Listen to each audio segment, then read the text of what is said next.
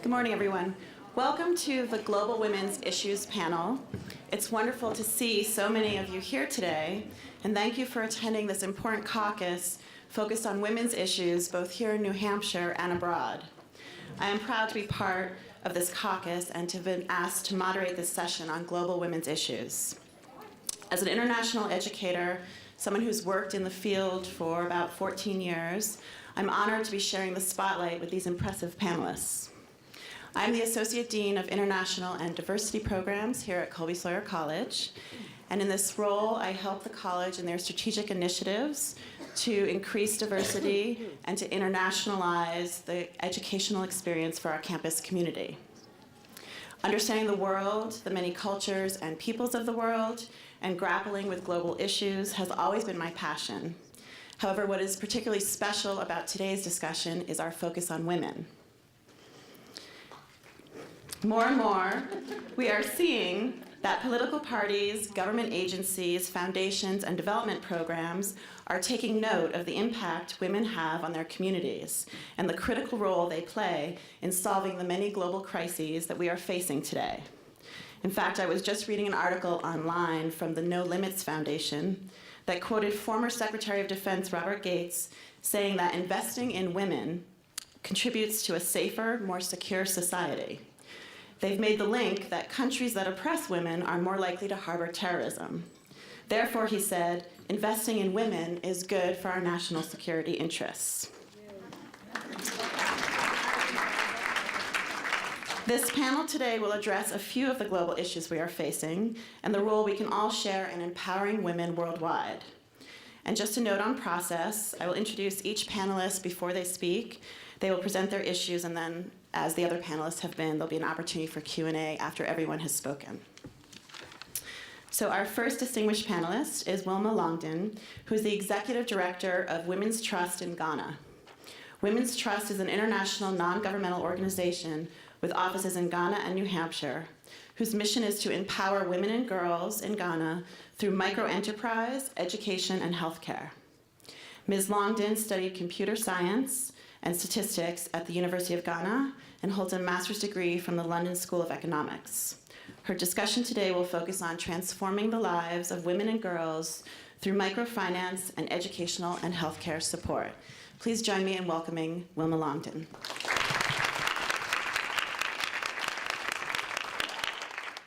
Thank you, Pamela. I'd like to start by giving everybody here a brief background of Ghana and to tell you just a little bit about the country. Ghana is a country in West Africa, about the size of the state of Oregon, and the population is 24 million. 51% of this population is made up of women. Ghana's economy has shown tremendous growth over the last few years. In 2010, the GDP growth rate was 5.7%. And in 2011, that's expected to go higher because Ghana has discovered oil in large quantities, and production started in December of 2010. Now, it's important for us to put the position of women in this economy in perspective. Many women in Ghana live below the poverty line. Wage employment for women is only about 10% of total employment. Yet, women contribute 70 to 80% of all the food that is consumed in Ghana. They work under very harsh circumstances.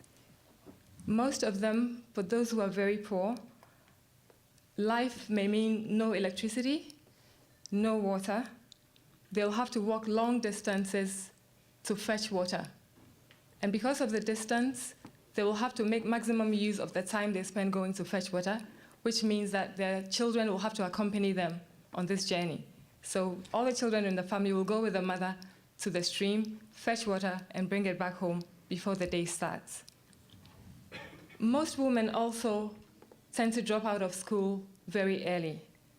And the statistics are that the literacy rate for women in Ghana is about 49.8% compared to 66.4% for men. So these are the women in Ghana. And what do these women want? They want a better life for their children. They want the cycle of poverty to stop. They want their children to be able to have a much better life than they have had. So they start doing something. They don't wait around because there are no social services. There's no social welfare benefit for any woman who doesn't have a job in Ghana. So she has to do something for herself and for her family. And often what they'll do is to start a small business, which would mean have a tray with some fruits, maybe oranges or bananas, put that tray on their head, and walk through the town, try to sell these goods. Often they may have to get the children to support them in whatever work they're doing. So then the children after school would come and help mommy to sell also, whether in the store, at the market, or near the home. These women have to be entrepreneurial because they don't have any option. So often they don't have the skills to even grow the business that they've started doing already. And there's not a lot of room at all for flexibility. They're living on a day-to-day basis. The income that comes in is only enough for tomorrow's feeding for the whole family. So these women need support, and that is what Women's Trust has brought to them. In the village where Women's Trust works in Pokuase, near Accra, we provide microloans to our clients. And it isn't enough just to give microloans. It's good. It's the capital that women need to be able to make their income more stable, and to ensure that if an emergency comes in, if a child falls sick, they will be able to take them to hospital. So Women's Trust loan helps a woman's income to become more stable and more predictable. In addition, we also offer business advisory services.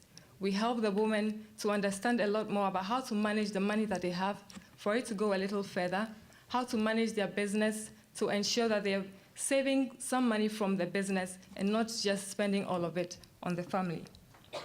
The other thing is we create a forum for our clients to share experiences, because obviously more women get into entrepreneurship and they need to learn what mistakes or what positive stories other women have to share.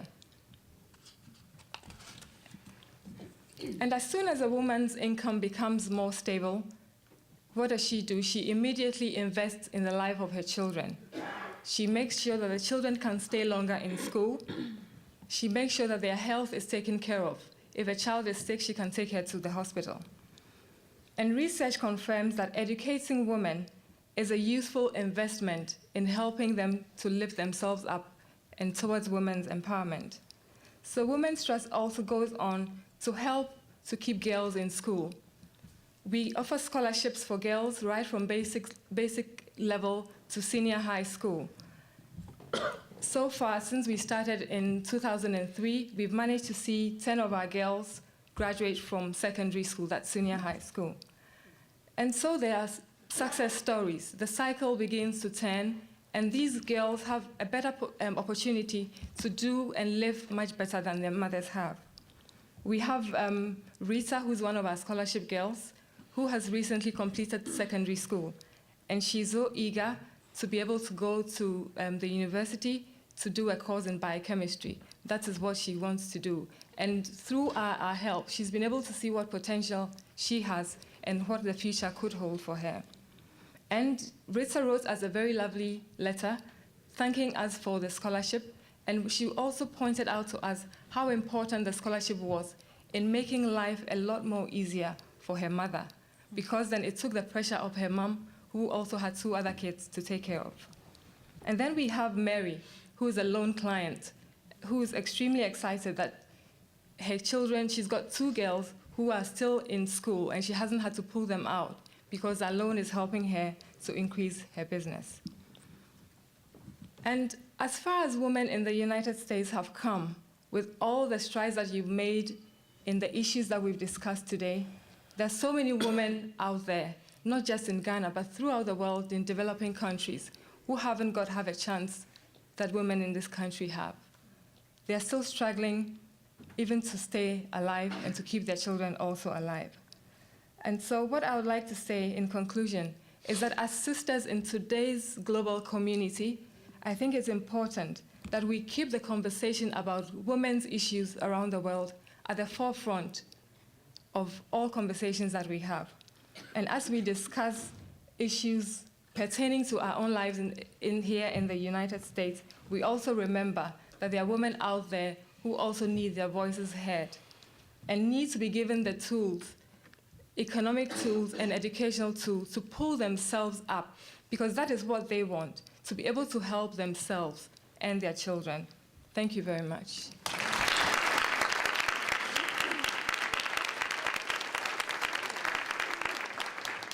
Thank you so much. Our second panelist is Dr. Lisa Baldez. Dr. Baldez holds a BA in politics from Princeton and a PhD in political science from University of California, San Diego. She's Associate Professor of Government and Latin American, Latino, and Caribbean Studies at Dartmouth College. Her current research focuses on the United Nations Convention on the Elimination of All Forms of Discrimination Against Women. The US, however, is one of 7 countries that has yet to ratify this treaty.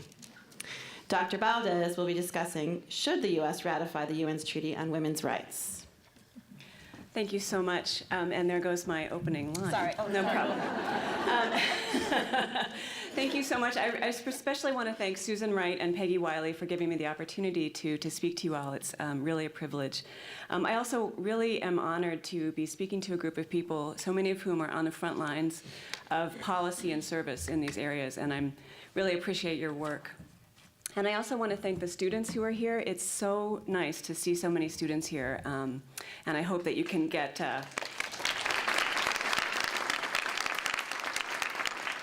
sufficiently uncomfortable to get more deeply involved. So in 1979, the United Nations General Assembly passed the Convention to End All Forms of Discrimination Against Women, which is an unwieldy title known more popularly as CEDAW, C-E-D-A-W. Since then, 187 countries around the world have ratified CEDAW, and it has become a very powerful tool for identifying the scope of issues that count as women's rights, for reframing women's rights as human rights, and for providing a venue within the United Nations and in the world stage overall for governments and for women's rights organizations to lobby, to hold their governments accountable for the promises they make with regard to women's issues. As you just heard, there are 7 countries that haven't ratified CEDAW.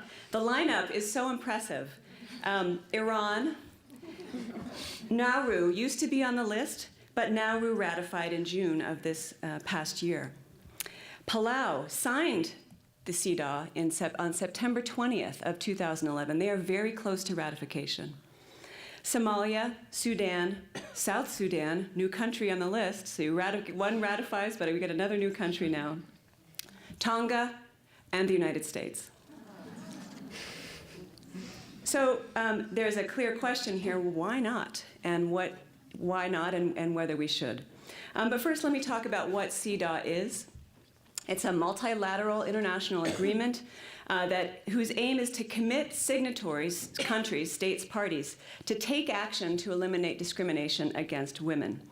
It's one of 9 core UN treaties on human rights, along with the Convention Against Torture, the Convention on the Elimination of Racial Discrimination, and a number of other human rights treaties. States that ratify CEDAW agree to take, and this is a quote, all appropriate measures to eliminate discrimination against women in all areas of women's lives, including education, employment, politics, public areas, health, law, marriage, and family life. So that verb, take all appropriate measures, and to exhortation of states taking action, means that it's not merely enough to pass laws that require the elimination of inequality against women. It means that states have to get more actively involved in eliminating all forms of discrimination. So ratification implies a formal commitment to abide by the articles of the treaty and an acceptance of an obligation to adhere to its provisions. This would commit the United States to comply with a series of rights, most of which we, in the de facto level, now adhere to. We have excellent laws on the books. And this would also commit the United States to file periodic reports with the United Nations Committee on the elimination of discrimination against women every 4 years, reporting on our progress in compliance with this treaty. So why hasn't the U.S. ratified CEDAW? Well, it's not for lack of trying. The Senate has held hearings on CEDAW 5 times since it went into effect in 1982. Beginning with the very first hearing was held in Massachusetts. Senator Kerry held the first hearing in 1988. It was a field hearing held in the Boston area. The most recent hearing was held in November of 2010. Last week, during a Senate hearing on women in the Arab Spring, at which Hillary Clinton spoke, advocates of women's rights in the United States again called upon the Senate to ratify CEDAW. And there were photographs of women wearing big stickers that said, "Ratify CEDAW," at this hearing. Senator Shaheen was there, by the way. So it's not for lack of trying, but there is strenuous conservative opposition to this convention, and there has been for quite some time. My study of CEDAW reveals that both sides, both opponents and advocates of this treaty, misunderstand and misapprehend what ratification of the treaty would really entail for the United States.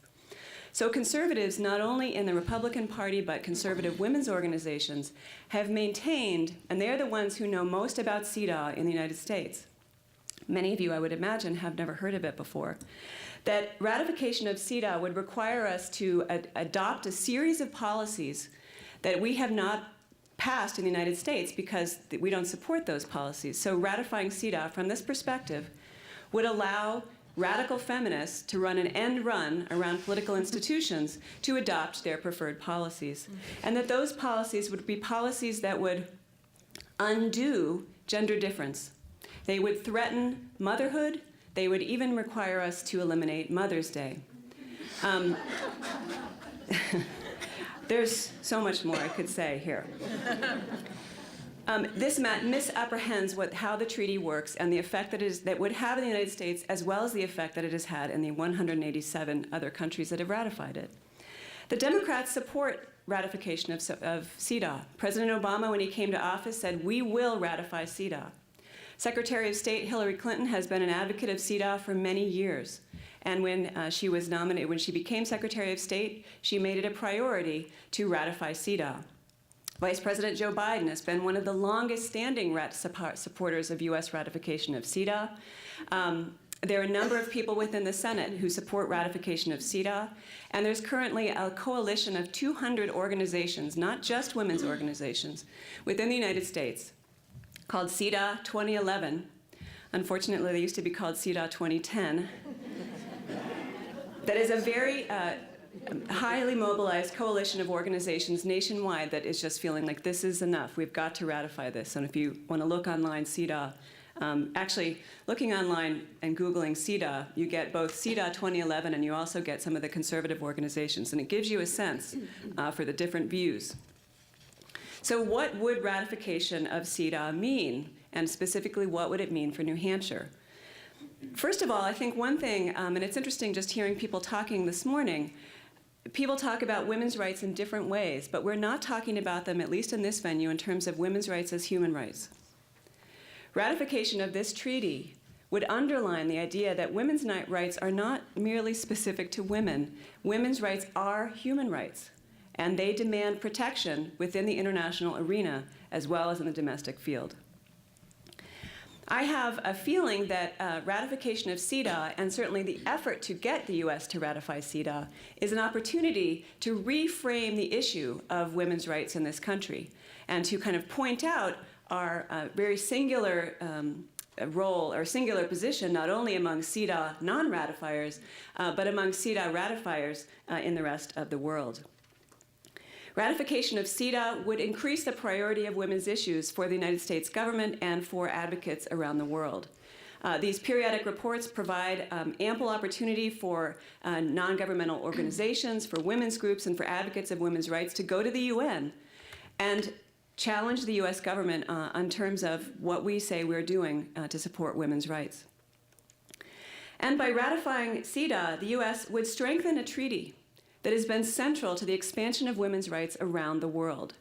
So in many of these hearings at the Senate about CEDAW, they've had advocates from women's organizations in other countries saying, please ratify CEDAW, because American presence on this convention would mean that it would be a more powerful document to use for women in other countries. And then finally, we would be holding the United States government accountable to standards that we're holding other countries accountable to. And I think that it's very important for us to recognize that we do have a singular position in the United States when it comes to women's rights. We are the envy of the world in terms of the legal rights that women enjoy. But we can do better, and unfortunately, many of the things people have said here this morning show us that there is a lot more to be done for issues of women. So ratification of CEDAW would give us a powerful tool that all of us could use to strengthen women's rights issues in this country. Thank you.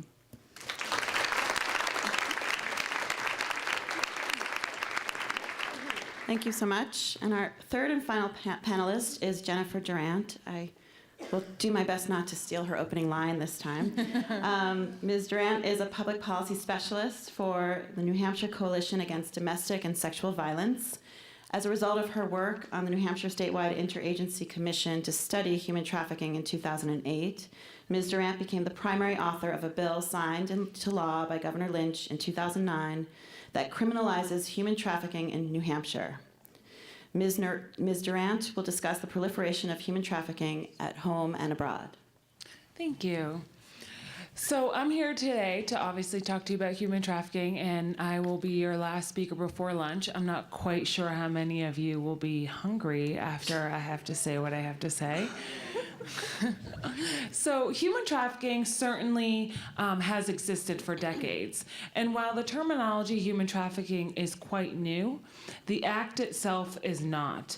And in fact, the 13th Amendment of the U.S. Constitution was ratified in 1865, which reads, "Neither slavery nor involuntary servitude, except as a punishment for crime whereof the parties shall have been duly convicted, shall exist within the United States or any place subject to their jurisdiction." Little did we know that I would be sitting before you today, almost 150 years later, to talk about this modern day form of slavery that exists worldwide as well as in the United States. And I would argue that the type of slavery that we see today is much more complicated and much more sophisticated than the slavery that once existed in the 17th, 18th, and 19th century. So what does slavery look like today? The federal government defines severe forms of trafficking as, quote, "the recruitment, harboring, transportation, provision, or obtaining of a person for sex trafficking in which a commercial sex act is induced by force, fraud, coercion, or in which the person induced to perform such an act has not attained 18 years of age, or labor or services through the use of force, fraud, or coercion for the purpose of subjection to involuntary servitude, peonage, debt bondage, or slavery." So types of sexual exploitation that exist in our society today look like things like prostitution, such as forced prostitution in brothels or street prostitution, pornography, exotic massage, exotic dancing, the mail order bride industry, or the industry was often referred to as sex tourism, which is a multi-million-dollar industry worldwide that estimates are up to that involve 2 million children who are sexually exploited and sexually assaulted abroad, and this is called sex tourism. Types of labor exploitation that exist in our society include things like domestic servitude, so nannying, hotel, motel housekeeping, sweatshops, factories, construction work, begging, agricultural work. And a wide range of estimates actually exist. It's really hard to sort of quantify this problem because it's such an underground hidden activity that is happening. But after drug dealing, human trafficking ties with illegal arms trade as the second largest criminal industry in the world, and it is fast growing. So it is huge in our nation. And cases of trafficking in particular have been reported in all 50 states in the United States. So just to give you a little bit of an idea of the worldwide and national estimates, it's estimated that between 800,000 to 900,000 people are trafficked across international borders every year.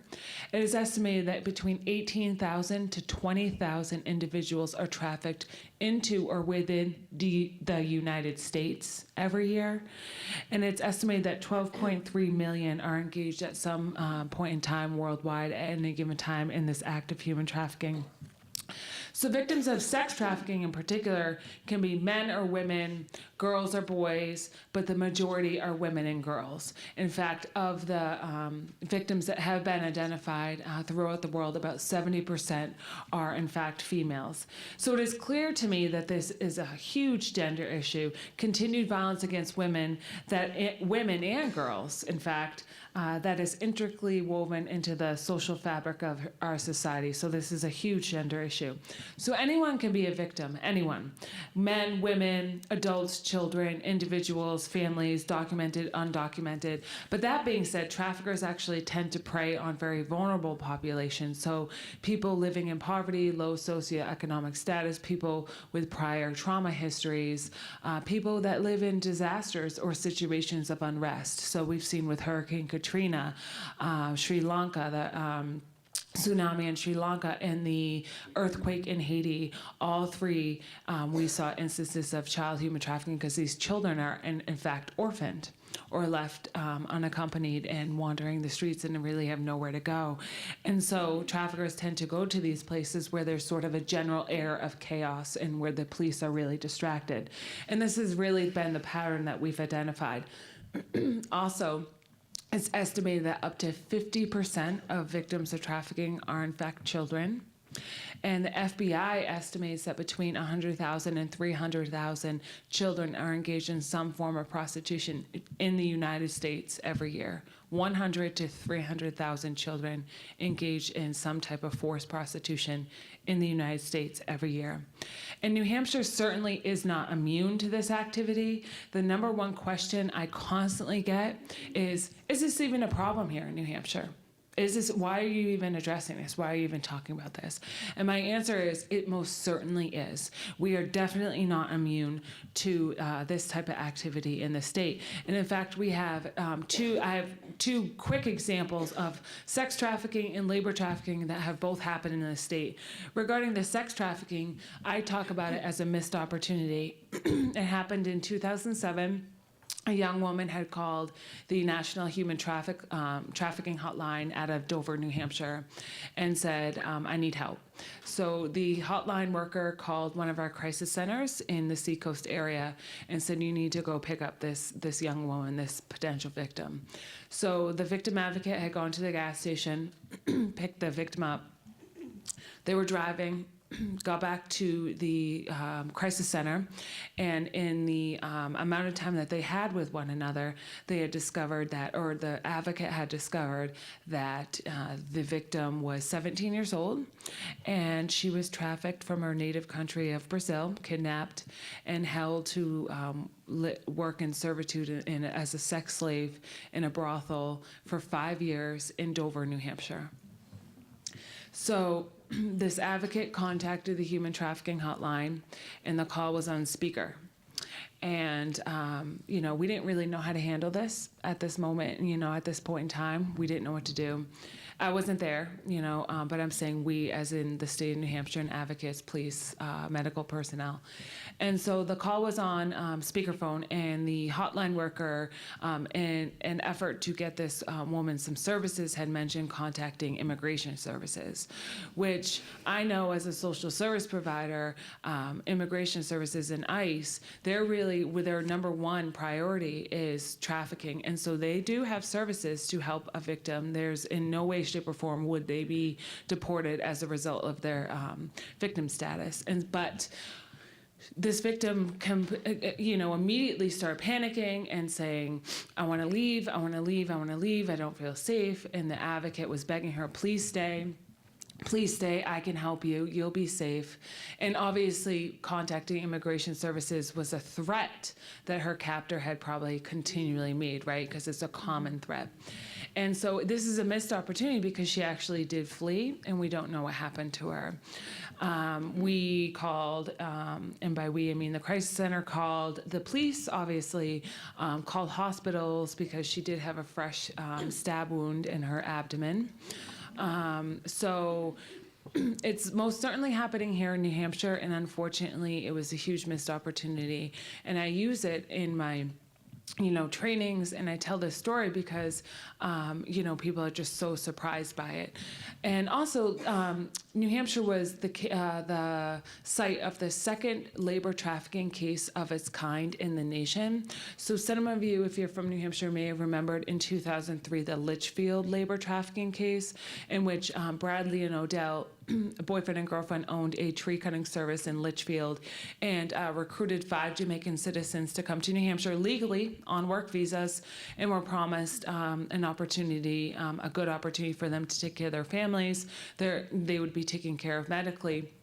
Their housing would be taken care of, and then once they reached New Hampshire, that situation very much changed, and they were charged under the federal human trafficking statute, and they received 70 months and had to pay restitution and fines and whatnot. So we definitely have it in New Hampshire. We definitely have it in this state, and it's really hard to quantify this issue.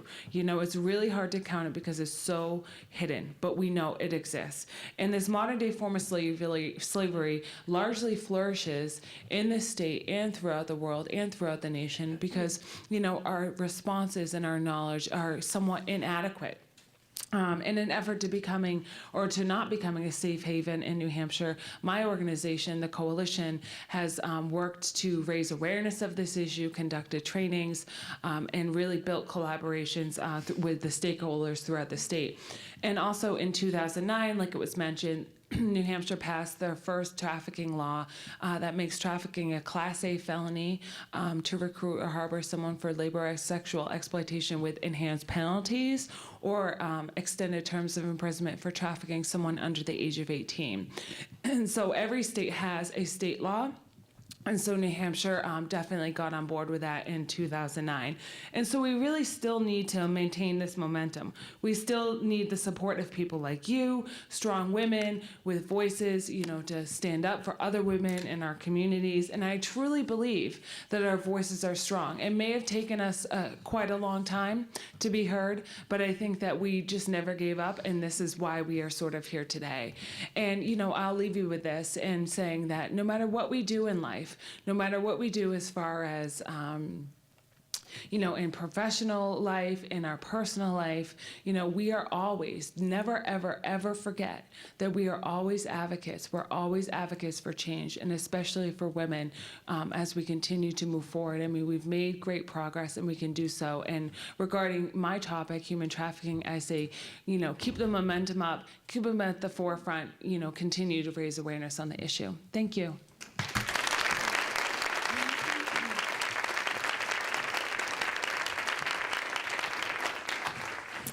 Thank you so much. We now have a few minutes for Q&A. So again, the mics are in the room, I believe, yes. And so raise your hand, and please introduce yourself, and then say which speaker you're addressing. Any questions?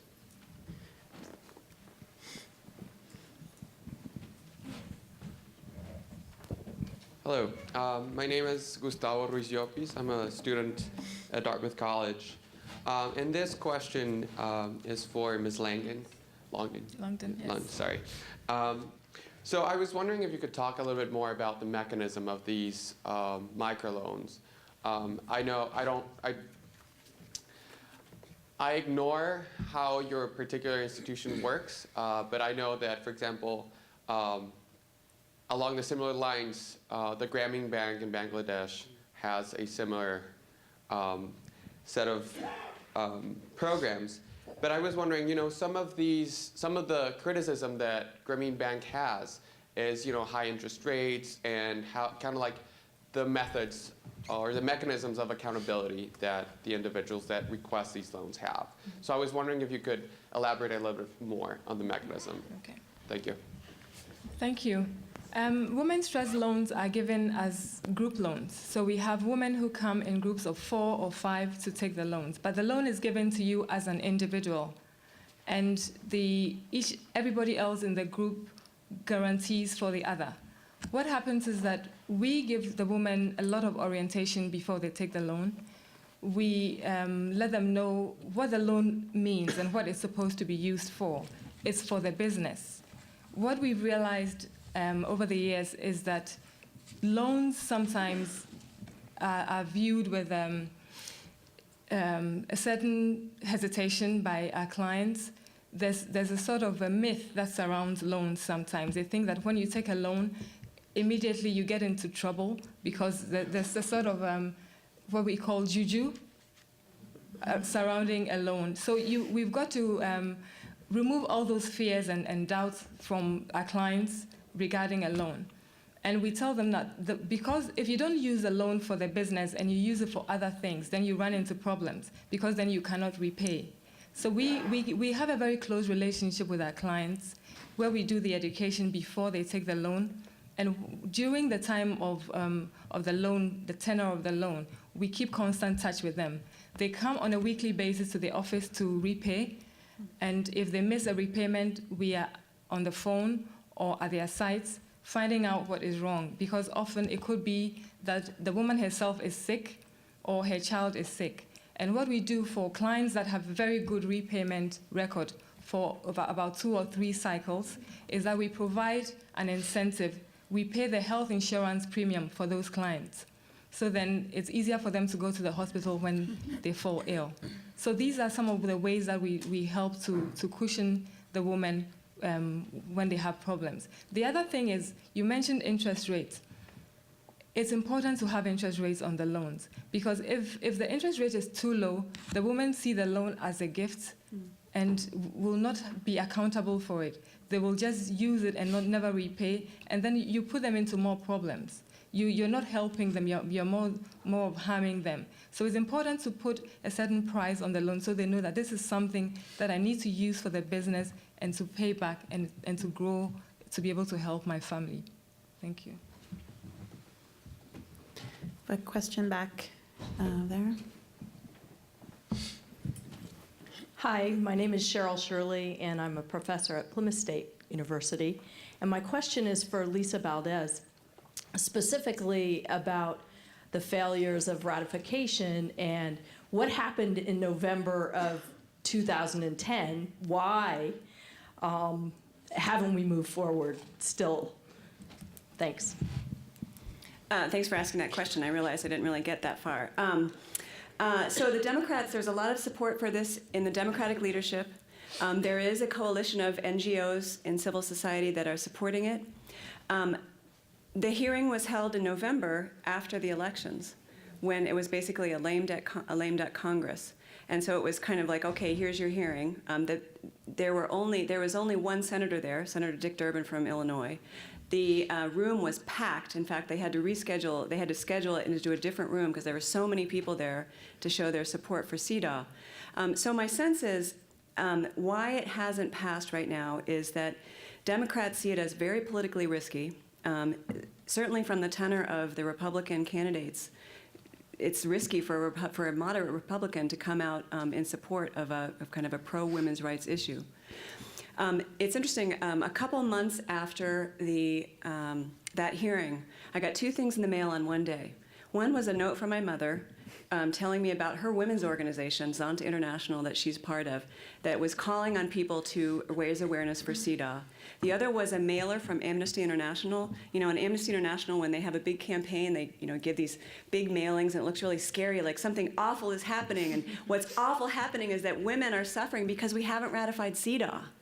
And that suggested to me that these organizations are now going to a more grassroots strategy, which I think is exactly what needs to happen if this is something that people decide that is important and they want to support. That they need to start mobilizing people at the grassroots to see the value of this, and in most foreign countries, that's where the value is. to begin mobilizing it for it, to make it a little more comfortable for the Democrats who do support it to move on the legislation. Other questions? Someone in the center here.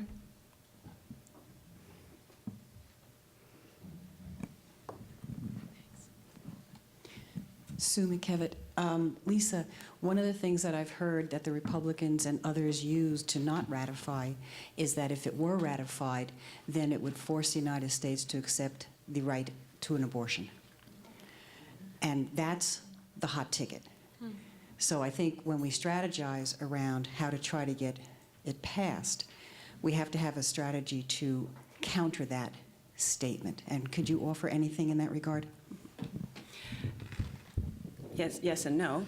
I think you're absolutely right.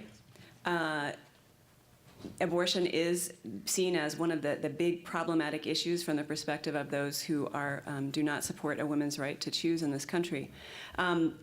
It is the case, there is nothing in the text of CEDAW that says anything about abortion, but the CEDAW committee that oversees implementation of the treaty it's more progressive than any government that exists, this committee. It blows my mind how aggressive they are in questioning governments. Like I saw them question the Russian delegation about its policies, and the guy was sweating. I was sweating. So they're they have a very clear agenda. And it's an agenda of like, this is the treaty, this is our job, this is what it says, this is what you countries agreed to, so we're holding you to your promises. And the committee has consistently seen having the more liberal abortion rights as central to being able to protect a woman's right to health. So that doesn't necessarily help ameliorate American concerns about the abortion issue. Senator Helms in 2002 introduced an amendment to CEDAW. It would be put in as a reservation to the convention, saying nothing in this convention can be construed or interpreted in any way to support liberalization of abortion. And it seems to me that that would address the concern about abortion, if that's what we choose to do. That would allow us to move on and ratify the convention, is to deal with that by adopting a reservation on that issue. Many countries have ratified CEDAW with reservations and then later gone back and undone those reservations later. So I think if that's what needs to happen in order for it to be ratified, then that's one strategy. Questions? Can I just say one thing? Right here. On the table that you guys registered at, there's these cards, and on one side it says detecting human trafficking, and it gives you sort of a laundry list of potential red flags. And on the other side is who to contact if you suspect someone is a victim of trafficking.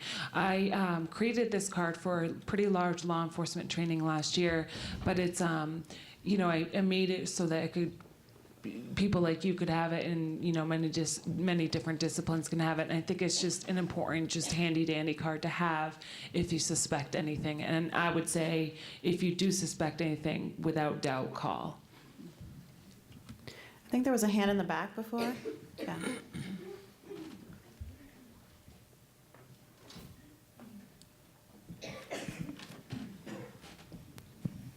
I'm David Webster, an investor in a women's trust. And Ms. Langdon, why is it important, if this is a country that is often quite insular, and we're a very generous country, but often just in this country, why is it important that we also be investing in groups like Women's Trust and the many other microlenders in the world? Thank you. Investing in an organization like Women's Trust immediately helps us to help so many women in terms of making them more financially empowered, to generate income for themselves, to be able to look after their families, and then also to keep girls in school. Otherwise, the girls will have to leave school at a very early age, start running a business just like their moms, and the cycle continues. The other thing is, poverty is a lot of the time the reason why people migrate, because they don't have any options in their own countries, so they will leave and come to other countries. And then the pressure on these other countries also goes up, and all the different issues. frustration. Poverty causes a lot of frustration because if you cannot do anything to help yourself, you have no options. What do? You become angry, you are upset all the time, and you take it out on other people. So violence goes up, domestic violence goes up. It's so important that we support organizations like Women's Trust and others like it all over the world who are trying to give the power to women so that they themselves can be the solution. You give them a step up the ladder. It's just one step at a time. We cannot help everybody all the time, but at least you help by starting with one woman. Thank you. Wilma, I had a quick follow-up question to that. I was wondering if you could speak to the men in the village, their response to the empowerment of the women and girls. Yeah. What's happened in Pokuase is that there's a lot of interest from the men also. They want to take loans from us. But we say the loans are for the women, and we know that very soon somebody will come up with something for the men. But what we see is that the women are getting more respect from their husbands because they are taking some of the pressure off the men. So now the man can sort of use his income for the education, and then the woman will look after the feeding. So it's like there's a shared responsibility, more of a partnership in the household. We also find some of the men supporting their women in their business. We have a client whose husband helps her to peel her yams for cooking for sale. So there's a growing partnership between the married couples. So that's what we've seen. Yeah. Other questions? Yes.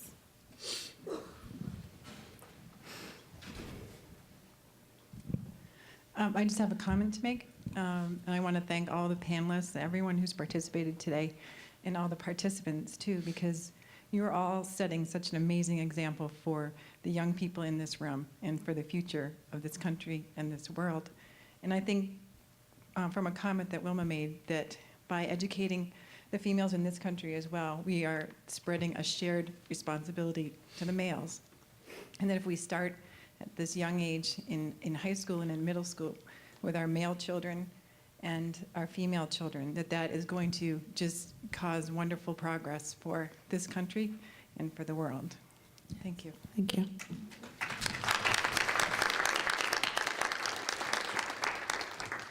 So, okay, one last question in the back. Hi, I'm Cindy Benson. It seems like so many of these problems stem from the devaluing of women, and I'm just wondering where the feminist voice is in speaking out against pornography and the way the media portrays women. I see the college students here living through the same pressures that we tried to fight against back in the 60s and 70s and tried to come out of, and it's just cycling back. And I just don't hear a feminist voice trying to change the value in our society of women. I can address that. I'm a sociologist by trade, so I use a lot of media when I talk about human trafficking. And in particular, I have my students really look at how media influences or shapes our social realities and how sex and the sex culture in that we live in, and pornography, especially the sexualization of our children, makes us very desensitized and trivialized, and it becomes a common every day of our life, this idea of the sex culture. And I always say we live in sort of this, what's called the pimp and hoe culture. So there's things like the pimp parties, there are things like websites like Pimp My Profile for, MySpace, Pimp My Ride, a show on TV, to improve a car. And so really the term to pimp has been made into a verb meaning to improve. So to improve our websites, to improve our cars, to improve in general. And so we live in this really highly sexualized culture, and in particular, highly sexualized culture that sexualizes our children. And, my argument is that it very much in a way, contributes to this sort of ongoing issue of the sexualization of our children, sexual assault and exploitation of our children and women in general, and sort of contributes to this ongoing crime. And so definitely there is a voice out there that makes these connections between the sort of dehumanizing of women and girls and what our media portrays as values, specifically in American society. It's all over the place. It's just my students are amazed when I point this stuff out to them, and because it becomes so normalized and so trivialized and sort of hard to miss and easy to ignore type of thing, and we think that we're exempt, right? So we say, that doesn't really apply to me, that type of thing. That music, that violent music, I just listen to it for the beat, I don't really listen to it. It doesn't really apply to me, and all this sexualization on our children, on our TV and the internet, we think that it doesn't apply to us, but over time we sort of internalize these images and becomes normalized in this culture, and I would argue in a way contributes to this ongoing crime. Thank you.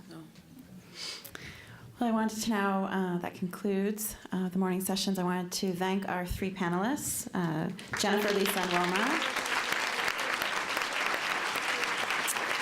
And before we break for lunch, and thank all of you for attending the morning sessions, before we break for lunch, there is an announcement.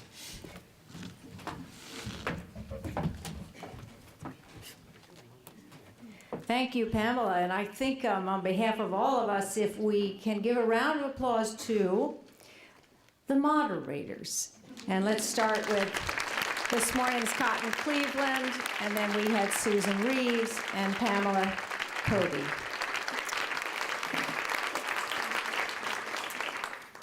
We're going to have lunch in a very few minutes, and it'll be a buffet lunch right over in the adjoining room. And I think we will have much to talk about, and that's what I did want to announce. Before we talk about the luncheon session, I think it's a good opportunity to recognize the hardworking, the ceaseless, really, efforts of the people who put this together. And what I'd like to do is hold our applause and ask one by name the following members of the New Hampshire Women's Caucus to stand up. I'd like to start, please, with Professors Ann Page Stecker and Margaret Wiley. Ann Page Stecker, we're holding our applause, and Margaret Wiley. Other members, professors as well, and staff, Kathleen Farrell, Melissa Mead, Amy Milios, Kate Siemens, Kimberly Swick Slover, and let's clap for them. Great conference.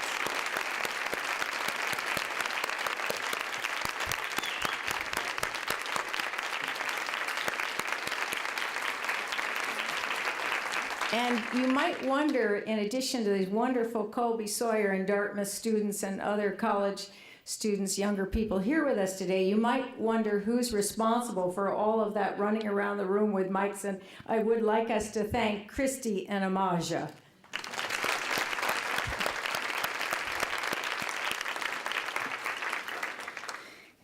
Now, this conference started, it always starts with a committed group, just the way these sessions have shown us. It's people who really believe in something. And I think it's obvious to all, but it needs to be recognized that this wouldn't have happened if it hadn't have been for the support of Colby Sawyer College and its wonderful president, Tom Galligan. Tom? He's waving in the back.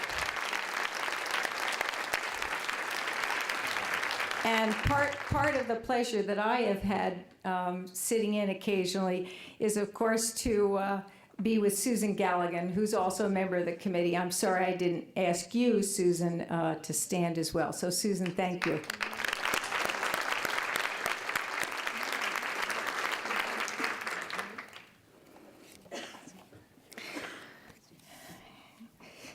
All of us are here because individually we want to make a difference. We want to improve the lives of women and our families and our children and everybody in our society. And all of us, I think, are sitting here wondering, well, what can I do? At least I know that's what I'm doing. I have such a passion for these issues, but what exactly can I do?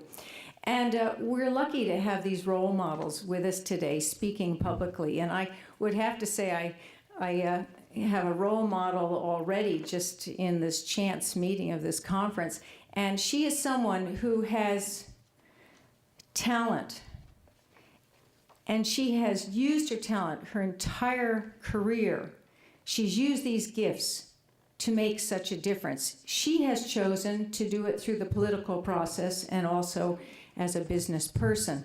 I'm, of course, speaking about the person who's going to lead us today at our luncheon session in the Women's Caucus. Risha McMahon is the chair of the Selectmen in Sutton, New Hampshire. And I could run through this biography, but I guess what I would like to point out is that on the local level, on the state level as a 3-term state legislator, and on the national level in the White House as a policy advisor. This is someone who really does use that old expression, she really does walk the talk. Risha?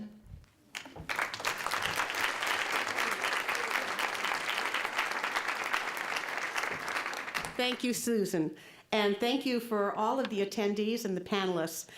I am just so amazed at the energy that's here today, and I'm hoping that that will continue as soon as you have lunch, but I don't want to take up much time, but I will need your help in order to have the best experience out of the caucus. I'd like to have a show of hands. Who has ever attended a caucus before? Either a delegate caucus, a party caucus, or something like the Iowa caucus. Anyone here? Couple people? Okay, thanks. How about a primary? Has anyone voted in a primary? Good. And how about a general election? Well, we're getting there. Great. Okay. Well, that's the credential that you need to get into this caucus, that you have a little experience and a lot of energy. The other thing that I'm going to ask you to do is to help me when you get back to the tables. And one thing I'd like you to do is there are tabletops there that give some information. One, what is a caucus, which I will talk about a little later. And the second are the rules of the roads, because you are going to have a chance to voice your opinions. And we want it to be as civilized and as energetic as possible, but we also need to get through the business. So that's why those tabletops are there, to help you when you come back, take a look, and then we'll proceed. And then another thing that I would like you to do as you go for lunch and you get in line, please introduce yourself to someone you do not know. Someone you do not know, make it an opportunity for yourself and the other. And if you are with someone else, why don't you introduce them to someone that you may know or that you'd like to know? So that will help us later on when we get back to the tables, and I will probably interrupt you at some point during lunch so we can take the next step. Thank you very much. I'll see you soon. Oh, and we have one more announcement. So you have your marching orders, and before we march off, we have to have one person come up, please. Would Deborah Merrill, if she's still here, would she be able to come up? You see Deborah? I can't see with the spotlights. She's probably working. Is she there? I didn't see her earlier because she's been working all night. Here she comes.